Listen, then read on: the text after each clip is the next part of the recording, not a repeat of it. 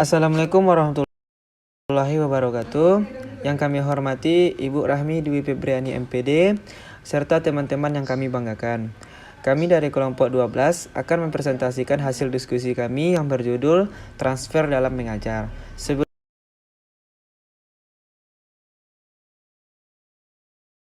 Yang pertama mengenai definisi dari transfer belajar. Nah, definisi atau pengertian dari transfer belajar ini berasal dari bahasa Inggris, yang dimana di dalam bahasa Inggris disebut dengan transfer of learning, yang artinya yaitu pemindahan atau pengalihan hasil belajar yang diperoleh dari bidang studi, yaitu seperti dari bidang studi yang satu ke bidang studi yang lainnya, sehingga dapat diterapkan di dalam kehidupan sehari-hari. Nah, pemindahan atau pengalihan itu akan dapat diterapkan pada kehidupan sehari-hari atau diimplementasikan bahwa hasil belajar yang diperoleh digunakan di suatu bidang studi atau situasi di luar lingkup pendidikan. Pemindahan atau pengalihan itu menunjuk pada kenyataan bahwa hasil belajar yang diperoleh digunakan di suatu bidang atau situasi di luar lingkup bidang studi, di mana hasil itu mula-mula diperoleh. Misalnya, hasil belajar pada suatu bidang studi seperti pada bidang studi ekonomi, geografi, ataupun olahraga. Misalnya digunakan di dalam permainan main basket ataupun cabang bidang studi lainnya. Kemudian yang kedua itu ada bentuk-bentuk dari transfer belajar. Nah, yang pertama itu ada transfer positif. Nah, transfer positif ini akan berakibat baik terhadap kegiatan belajar selanjutnya. Transfer positif tentu akan memungkinkan seorang anak atau peserta didik dalam menghadapi situasi yang baru memperoleh kebaikan-kebaikan, bahkan dalam menghadapi situasi yang dapat lebih efektif dan efisien yang berakibat terhadap peserta didik tersebut. Nah, transfer positif ini tentu dapat terjadi dalam diri setiap peserta didik apabila tenaga pendidik atau guru ikut andil di dalamnya untuk dapat membantu peserta didik tersebut belajar dalam situasi tertentu yang mempermudah peserta didik tersebut dalam belajar di dalam berbagai situasi. Kemudian yang kedua itu ada transfer negatif, di mana transfer negatif yaitu transfer yang memiliki akibat buruk terhadap kegiatan belajar selanjutnya.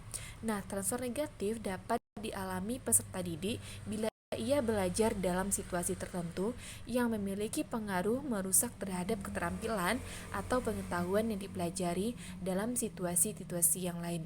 Jadi, transfer negatif ini dapat kita katakan negatif bila dalam penggunaan hasil belajar atau implementasinya untuk menghadapi situasi baru, peserta didik tersebut mengalami hambatan atau kesulitan, bahkan kerusakan dan sebagainya.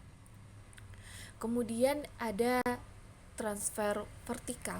Nah, transfer vertikal ini adalah transfer yang berakibat baik terhadap kegiatan belajar dalam mempelajari pengetahuan atau keterampilan yang lebih tinggi, bahkan rumit bagi peserta didik tersebut. Nah, transfer vertikal atau tegak lurus ini dapat terjadi dalam diri seorang anak bila pelajaran yang telah dipelajari dalam situasi tertentu membantu peserta didik tersebut dalam menguasai pengetahuan atau keterampilan yang lebih tinggi ataupun lebih rumit dari kompetensi yang ia miliki. Kemudian ada transfer lateral, di mana transfer lateral ini adalah transfer yang berakibat baik terhadap kegiatan belajar peserta didik ataupun keterampilan yang sederajat bagi peserta didik tersebut. Nah, transfer lateral ini atau ke arah samping dapat terjadi dalam diri peserta didik bila ia mampu menggunakan materi yang telah ia pelajari untuk materi yang sama kerumitannya dalam situasi-situasi yang lain.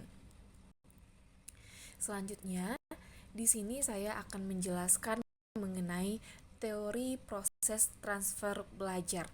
Nah, yang pertama itu ada teori disiplin formal. Nah, teori disiplin formal ini didasari oleh ilmu jiwa daya, di mana di dalam ilmu jiwa daya ini terdapat pikiran, ingatan, perasaan, dan lain-lain.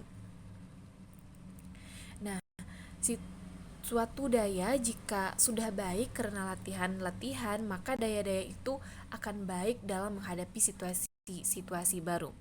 Latihan-latihan yang dikehendaki untuk melatih daya itu diusahakan benar-benar disiplin dilakukan oleh peserta didik tersebut yang dibantu oleh guru, juga dibantu oleh lingkungan keluarga terutama, dan didukung oleh lingkungan sosial. Nah, teori belajar menurut psikologi daya adalah bahwa baiknya setiap fungsi sebagai akibat mempelajari bahan tertentu akan transfer dalam mempelajari bahan apapun juga yang tidak ada hubungannya dengan bahan latihan tersebut. Kemudian ada teori komponen-komponen identik. Nah, teori ini terjadi jika antara situasi yang lalu atau hasil belajar yang lalu dengan situasi yang akan dihadapi oleh peserta didik atau bahan pelajaran yang dihadapi terdapat aspek-aspek yang sama. Nah, dengan kata lain, transfer terjadi hanya bila kedua peristiwa belajar itu terdapat unsur-unsur yang identik atau sama. Nah, komponen-komponen yang terlibat dalam proses belajar itu tak terbatas pada bahan pengajaran, tetapi termasuk juga hal-hal seperti belajar mengajar, sikap, dan berbagai kemampuan khusus yang dimiliki oleh peserta didik. Latihan di dalam satu situasi tentu mempengaruhi perbuatan tingkah laku dalam situasi yang lainnya. Teori ini banyak digunakan dalam kursus latihan jabatan, di mana peserta didik tersebut diberikan respon-respon yang diharapkan dapat diterapkannya di dalam kehidupan sehari-hari. Kemudian ada teori generalisasi. Menurut Charles Judd, yang berpendapat bahwa transfer lebih berkaitan dengan kemampuan seseorang untuk menangkap struktur pokok, pola, dan prinsip-prinsip umum. Apabila anak didik mampu mengembangkan konsep, kaidah, prinsip, dan selanjutnya yaitu mengenai faktor-faktor yang mempengaruhi proses terjadinya transfer. Yang pertama itu ada taraf, inteligensi, dan sikap. Faktor ini berasal dari anak didik dan berkisar pada masalah kapasitas dasar atau kemampuan dasar, sikap, minat belajar, dan lain sebagainya. Kapasitas dasar atau kemampuan anak itu sangat membantu timbulnya transfer dalam belajar. Anak yang pandai cenderung memiliki transfer yang tinggi.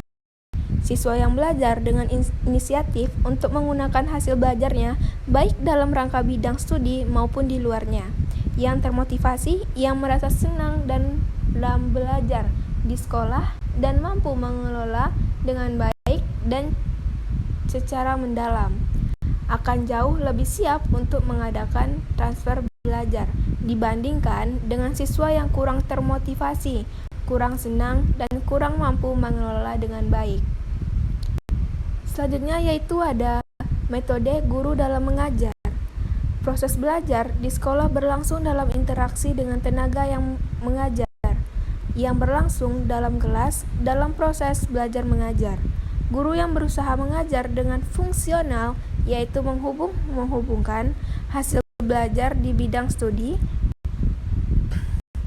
yang dipegangnya dengan suatu bidang studi lainnya atau dengan pengalaman dalam kehidupan sehari-hari. Yang ketiga ada isi atau materi pelajaran.